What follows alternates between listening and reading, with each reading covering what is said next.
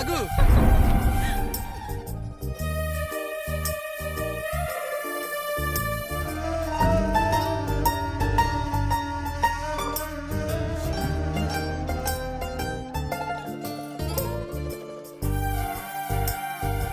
నాకు భయంగా ఉంది సీను.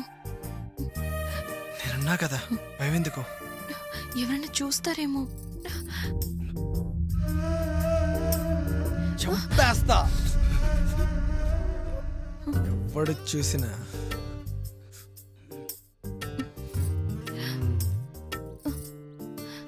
అక్కడి దాకా వద్దు సీను, పెళ్ళవని.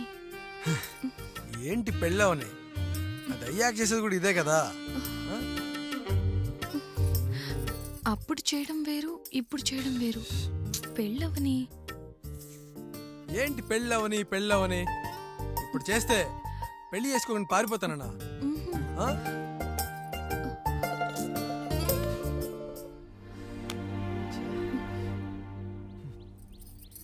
నేను అలా అనలేదు సీను, నా ఉద్దేశం అది కాదు. నువ్వెలా అనుకున్నా అదే నిజం.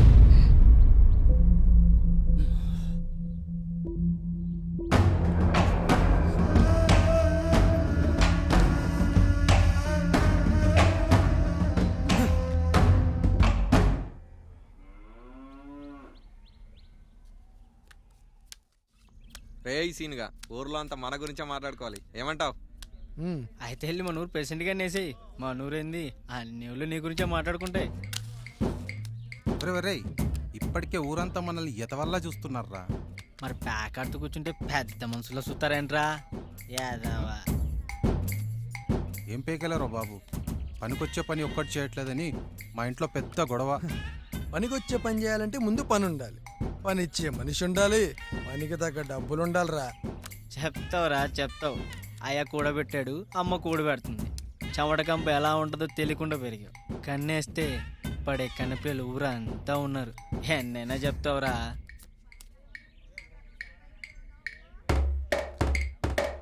అదిగో కళ్యాణ్ వస్తుంది. అవునరా, ఎప్పుడు మాతోనే తిరుగుతావు, దాన్ని ఎప్పుడురా పడేసావు?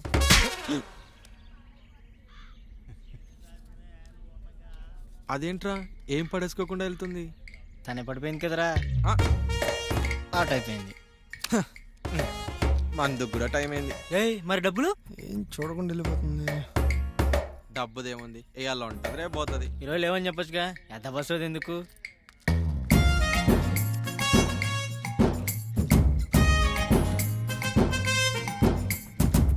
కళ్యాణి, ఇంకో విషయం చెప్పాలి. మగాళ్ళందరూ ఆడాలని కావాలని నేర్పిస్తారట. ఎందుకో తెలుసా? మీరు అలిగితే మీ అందం రెట్టింపు అవుద్దని. అది చెప్దామనే మొన్న మాట అన్నాను. ఈ 3 రోజులు రాత్రులు అసలు నిద్రలేదు తెలుసా? కళ్ళు చూడని తెర్రపడ్డాయో. అలక వీడక వచ్చే మొదటి చిరునవ్వు. ఆడపిల్లని సీను, భయం ఉంటుంది. సరే, ఇంకెప్పుడు అలా చేయండి. బాధపడేలా అస్సలు మాట్లాడను. ఇందాక ఆ పెదాల వెనకల చిన్న నవ్వు చూశాను.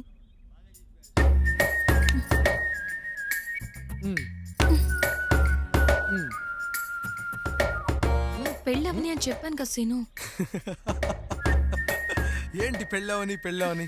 ఇప్పుడు వేస్తే పెళ్లి చేసుకుని పారిపోతానా?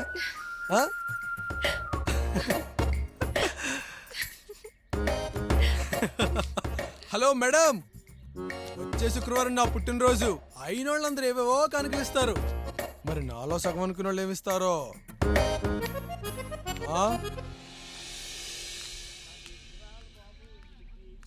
మీ వాళ్ళందరూ ఉన్నవాళ్లే.